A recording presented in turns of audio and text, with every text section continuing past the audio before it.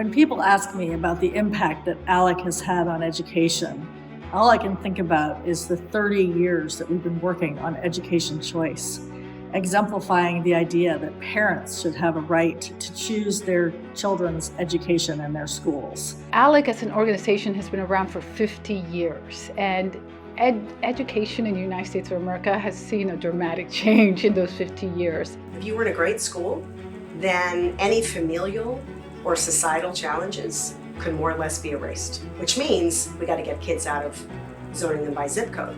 When Governor Bush asked me to help lead his transition team for education in his second term, he'd already started the wave for education options. He realized that you could hold people to high standards, but give them the freedom and the flexibility to do what they need to do best. And at the same time, inviting parents to decide, do you like the way it's going here? Do you like the way that's going? The focus of ALEC, one of our cornerstone issues has been education. Making sure that all kids have access to a quality education. You're recognizing that, simply put, not every school is going to be the best fit for every kid. Over the past couple of years, we've seen a tremendous increase in the number of universal education states. Kind of started with West Virginia 2 years ago. Arizona got on board last year.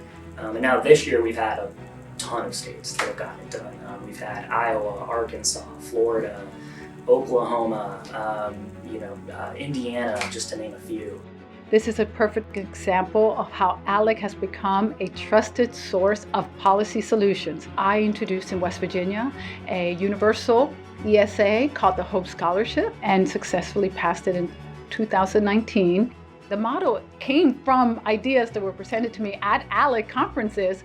Well, it's especially great for Iowa. Over a period of 3 years, it's going to provide a universal child educational savings account for every child in the state of Iowa. We have great public schools, but the bottom line is we want parents to have the choice. Those kids are going to have benefits and a future that they would have never had if not for ALEC. When Milton Friedman spoke in 2006 at the ALEC annual convention in San Francisco, it was his last major speech that he gave. Milton's main message was that you needed choice for all, and that legislators should support the right of parents to be free to choose, whether those schools are public, private, charter, online, or in any other way we haven't thought about. The landscape has changed for the better. On open enrollment, it's really been overlooked the past 20 years. Thanks to ALEC and their model policies and legislative network and communications outlets, virtual school and open enrollment policies have successfully been implemented in some states over the last 25 years, giving more students the option of traditional and virtual public schools. ALEC has played a key role in the quest to introduce new and innovative approaches in educating children. The state legislatures have just been on fire, especially in the last few years. It's always been where we could expect the best stuff to come when we're looking at education freedom. And so I think ALEC is essential. I don't really think we'd be where we are today without ALEC. How does school choice work for families? How does school choice impact public schools? What is the fiscal impact of school choice? ALEC has been a great partner with EdChoice to make sure that the information and the awareness is available to all policymakers across the country. Our education choice movement and universal education savings accounts movements could not have been possible without the partnership of organizations like these.